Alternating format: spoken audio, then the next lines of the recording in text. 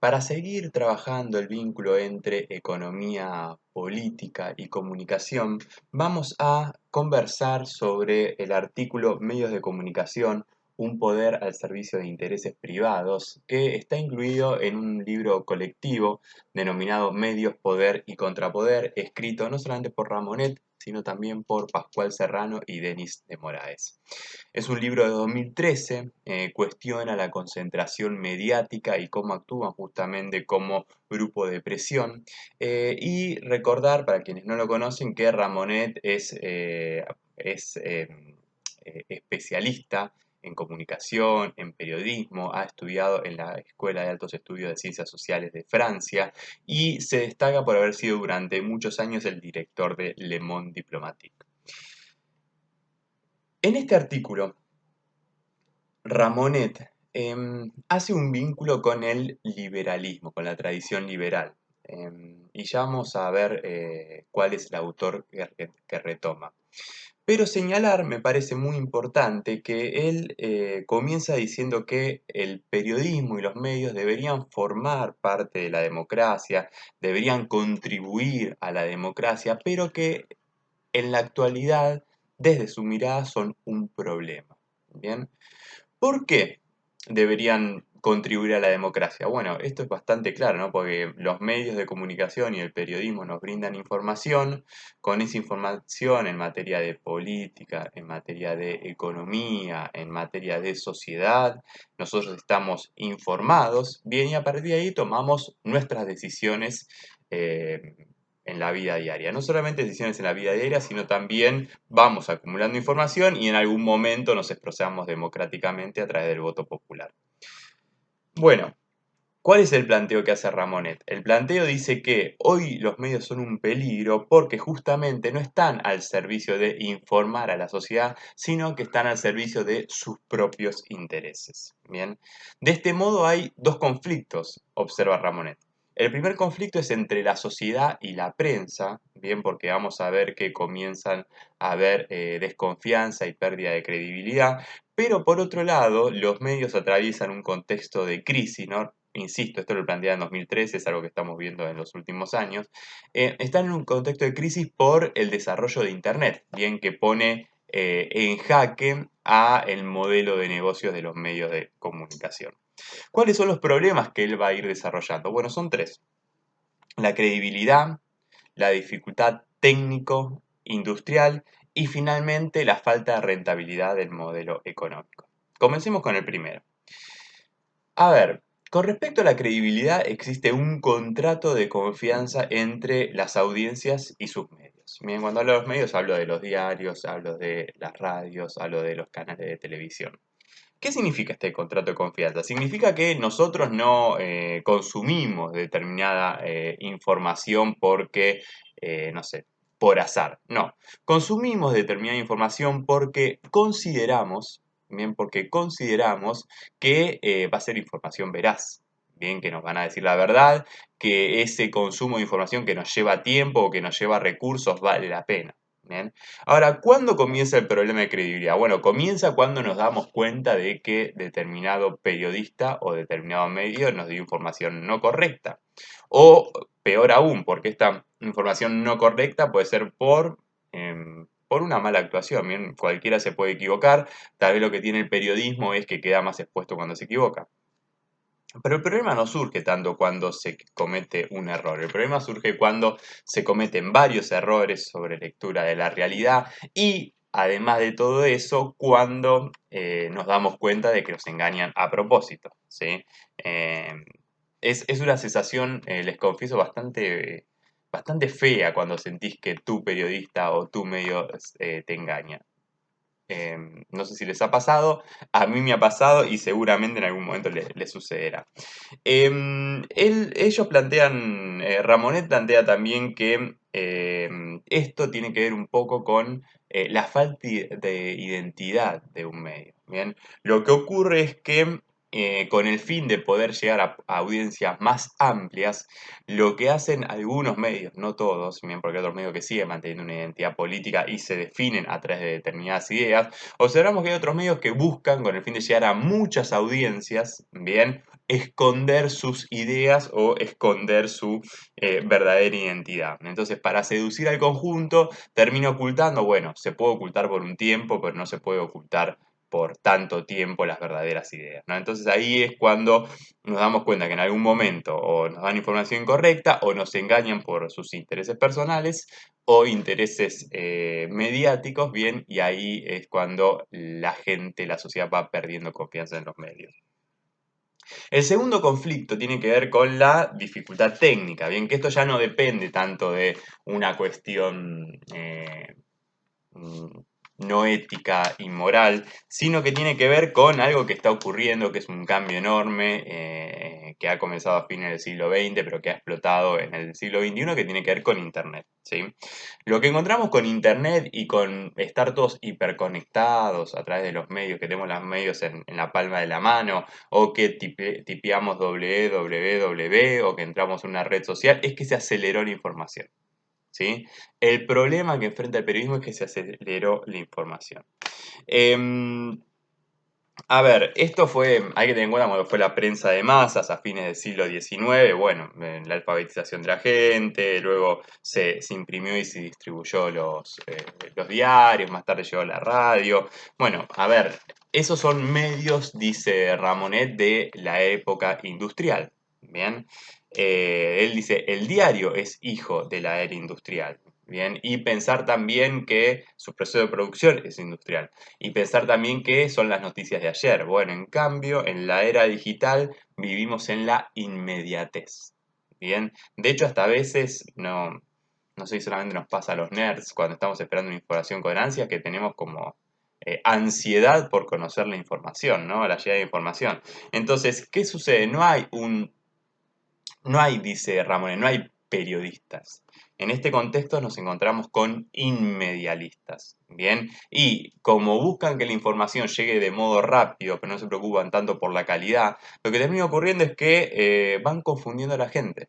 Bien, porque se hacen análisis simples de la realidad, se les inculca a veces hasta con todo esto estoy pensando en el COVID-19, la paranoia, bien, sin informar la complejidad, las dificultades, las cosas que no se saben.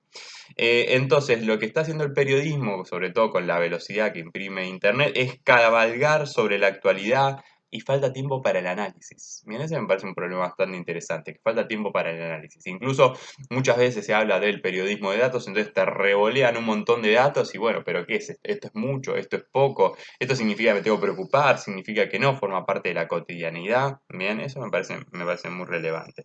Em, entonces, frente a esta confusión, frente a esta falta de análisis, lo que termina ocurriendo es que la desconfianza del público aumenta, hay una inseguridad informacional, se multiplican errores, bien, errores involuntarios, también se multiplican las fake news que son voluntarias, bien, porque la idea es justamente desinformar adrede a la sociedad, se generan mecanismos de manipulación y yo agregaría, que no lo dice Ramonedes, que también encontramos personas que van a consumir noticias basura justamente para justificar, bien defender sus prejuicios. Hay también problemas con la repetición, muchas fake news o errores se van repitiendo justamente por esta falta de análisis, por esa falta de tiempo para analizar la realidad. Y lo que encuentra también es que hay elogios, en lugar de ser un contrapeso del poder, estos medios en esta velocidad terminan elogiando a los gobiernos de turno. Sobre el modelo económico, bueno, ahí ya es como tal vez menos filosófico y tiene que ver más con la parte estrictamente económica, por eso estamos hablando del vínculo entre la economía política y la comunicación, y es que se perdió la rentabilidad o se va perdiendo la rentabilidad. Los medios no son rentables, bien, y como los medios no son rentables, lo que ocurre muchas veces es que grandes empresas compran el medio o compran parte del medio, ¿sí? Se van fusionando, ¿sí? Se van generando conglomerados. Siempre a nivel latinoamericano, comento lo mismo, pensar en Televisa en México, en O Globo en Brasil, pensar en el Grupo Clarín en Argentina, que en los últimos años también se fusionó con la telefonía móvil, comprando Telecom. Entonces, como el modelo económico ya no es tan rentable, no depende solamente de vender un diario o llegar con un programa de televisión, entonces nos estamos encontrando que son comprados por otros grupos más poderosos y pierden la independencia. Bien.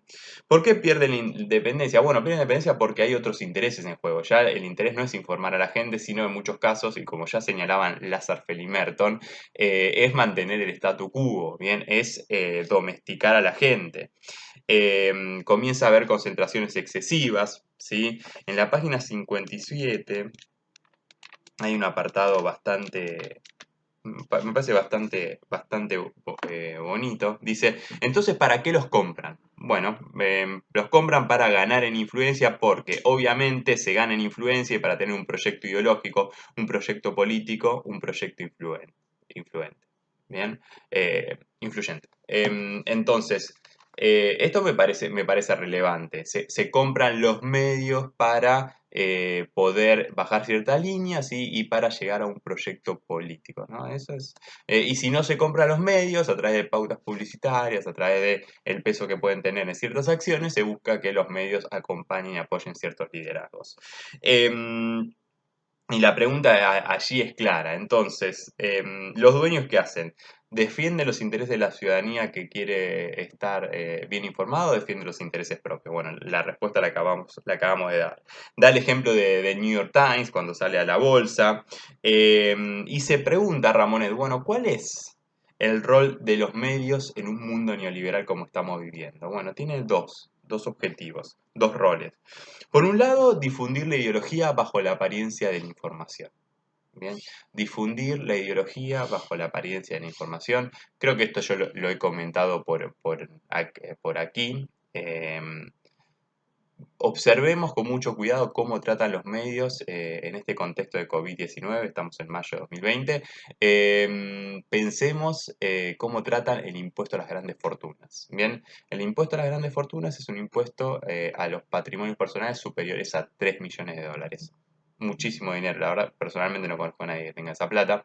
Sin embargo, cuando se informa a través de los medios de comunicación, se informa como si fuera un impuesto que nos va a llegar a todos, ¿no? A mí, que soy un docente, al verdulero, y la verdad es que no, eso es una falacia, y lo contrapongo también con lo que sucedió en el último tiempo. En el último tiempo aumentaron mucho los impuestos a las clases medias, de hecho, se aumentó el impuesto a las ganancias a la clase media, bien cuando se había prometido que no iba a aumentar, sin embargo, aumentaron y los medios decían que sí, que había que ir en contra del déficit fiscal y etcétera, etcétera. Bueno, al final sigue habiendo déficit fiscal, no sirvió para nada. Y en cambio ahora que solamente se va a hacer un impuesto que va a afectar a solamente 12.000 personas y personas que por ejemplo tienen 3.000 millones de dólares, que ni siquiera tengo idea de cuánto puede significar eso. Tengo un edificio acá enfrente. ¿Cuántos edificios como esto, que tienen, no sé, 50 departamentos, se pueden construir con 3.000 millones de dólares? La verdad que no tengo la más mínima idea, pero sé que es un montón. Y lo que hacen los medios, este marco neoliberal, es ser el brazo ideológico de la globalización. Entonces, allí hay un vínculo entre poder financiero, entre poder económico, que se complementa con el poder mediático, ¿sí? Y en la página 59 del texto habla justamente de esta idea de domesticar a las sociedades.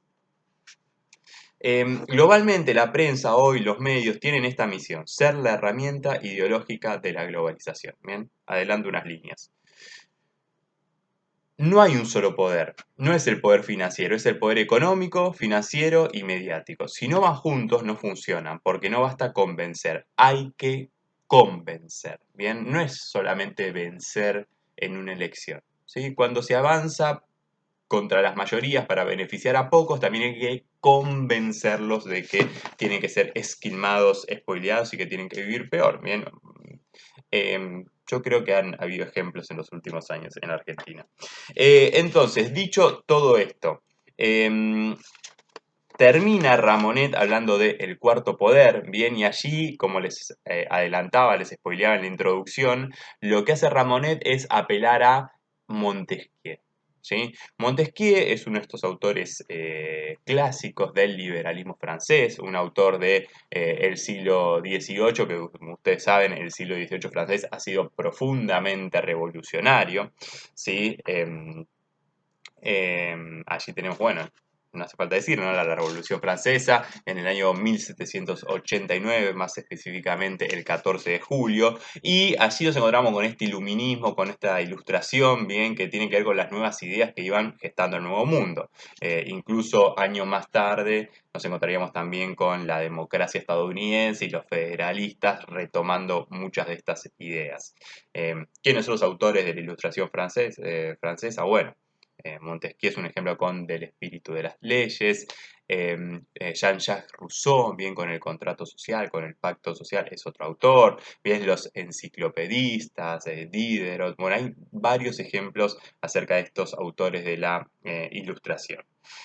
Ahora bien, ¿cuál es el planteo de Montesquieu? ¿Sí? El planteo de Montesquieu es un libro muy gordito, muy lindo, un libro extenso. Entre todas las ideas que él plantea hay una que es fundamental y él dice que el poder tiene que ponerle frenos al poder. La ambición debe detener a la ambición. Bien, ¿qué significa esto? Bueno, esto significa que es necesario dividir al poder. Y la división de poder es lo que hoy se plasma en la mayoría de las democracias occidentales, incluyendo la Argentina, que es la división entre el poder ejecutivo, el poder judicial y el poder legislativo. ¿Bien? El poder ejecutivo va a gobernar el presente, el poder legislativo va a gobernar sobre el futuro, va a ser el que va a generar las nuevas leyes que nos van a decir cómo debemos comportarnos y qué camino de gobierno debe tener el Poder Ejecutivo. Y finalmente el Poder Judicial es el poder que va a mirar hacia el pasado y va a decir si tal persona cumplió o no una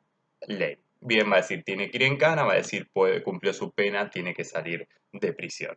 Entonces, dicho esto, es allí donde surge el periodismo y la opinión pública como el cuarto poder, es decir, como un poder de la sociedad civil que va a ser un contrapeso a la división de poderes que conforman el Estado. ¿Qué sucede? Sucede que en la actualidad el llamado cuarto poder no es un contrapoder. Bien, nos encontramos que cuando hay gobiernos de tipos neoliberales, bien, lo que hacen los medios masivos es justamente defender y argumentar y decir que los errores y el empeoramiento de la vida social tienen que ser así. ¿Sí? Entonces, ¿qué es lo que plantea Ramonet? Bueno, al final el poder mediático, el poder del periodismo fue confiscado por el poder económico y el poder financiero. Bien, ¿para qué? Bueno, para oprimir y mantener el statu quo, es decir, mantener que nada cambie. Em, Dice Montesquieu, los medios son hoy un problema. ¿Sí? Como dice al principio, los medios son hoy un problema para la democracia. ¿Por qué? Bueno, porque en lugar de informarnos, cuando hay gobiernos que ellos defienden, ¿sí? Y es un ida y vuelta, ¿bien? El gobierno le da beneficios económicos al medio, que es una empresa privada, y a su vez el medio va justificando todos los actos de gobierno, beneficien o no al pueblo. Entonces dice Ramonet, en nombre de la libertad de expresión no acepta ningún tipo de crítica. Bien, entonces con frente a cualquier crítica o cualquier ley que incluso los pueda afectar económicamente, rápidamente plantea que hay un problema de libertad de expresión. Y se pregunta Ramonet, ¿qué quieren? ¿Qué quieren? ¿La libertad de expresión o la libertad de empresa? Me parece sumamente interesante. Entonces, ¿qué es lo que permite Internet? Internet permite, y yo creo que es una mirada demasiado positiva, porque esto lo escribí en 2013 y en los últimos 7 años hemos visto que Internet tampoco es una panacea. Es más, empresas como Cambridge Analytica han sido muy eficientes en manipular a millones de lectores en Estados Unidos, bien, y algunos indican que también eso lo ha hecho en Argentina en la elección de 2015. ¿Cuál es el punto? El punto es que permite democratizar la información, bien, esto es que la información sea fácil y barata, y como mucha gente tiene acceso a Internet, no toda, bien, pero en el caso de Argentina hay una penetración bastante amplia, surge el periodista, o perdón, el ciudadano informador. ¿Qué es el ciudadano informador? Es una persona que se especializa en un tema, bien, y frente a ese tema informa a la sociedad, bien. Puede ser una persona, puede ser un maestro, puede ser un investigador, puede ser un científico. Y entonces esto lo hacen a través de sus redes sociales. Él menciona los blogs, hoy yo diría a través de Twitter, a través de Facebook, a través tal vez de Instagram. Y buscando métodos también fáciles de comunicar. Señala entonces Ramonet que hay una crisis de identidad del periodismo, bien, porque parece que cualquiera puede ser periodista, lo cual no estoy de acuerdo. Para mí periodista es aquel que tiene una rutina informativa, bien, que se empapa de la información durante todo el día, pero, y ahí acá sí coincido con Ramonet, el periodista es aquel que garantiza la veracidad y que verifica las fuentes, algo que quiero señalar también, los propios periodistas muchas veces se confunden con esto, ¿no? O se confunden o no lo hacen. Entonces, creo que parte del problema de la identidad del periodismo tiene que ver también por los errores de cierto sector del periodismo que con tal de dar una información o una primicia publican cualquier cosa, ¿no? Incluso son hasta vehículos de operaciones de prensa. Em, señala como un problema, y para ir terminando, el periodismo de investigación, que para mí es el más valioso dentro del periodismo. Las complicaciones tienen que ver justamente con que son costosas y que no publican noticias todo el tiempo, sino que publican cada tanto, así que ahí tenemos otro punto. Y señala Ramonet que el buen periodismo, y esto me parece interesante, el buen periodismo es indispensable para el buen funcionamiento de la democracia. Bien, pero ahí yo haría una salvedad y es el adjetivo bueno, ¿sí? El buen periodismo es imprescindible indispensable para el buen funcionamiento de la democracia. En cambio, un mal periodismo, un periodismo que busque defender intereses particulares de las grandes empresas, ese mal periodismo es el que es un problema para las democracias. Porque en lugar de informar correctamente a la sociedad, lo que intenta hacer es domesticarla, engañarla o manipularla con tal de que se mantenga algún tipo de gobierno que defienda los derechos de estos grupos económicos. ¿Sí? Entonces, estimados, estimadas, terminamos aquí con este apartado sobre el vínculo entre comunicación y economía política y nos vemos hasta pronto. Saludos cordiales.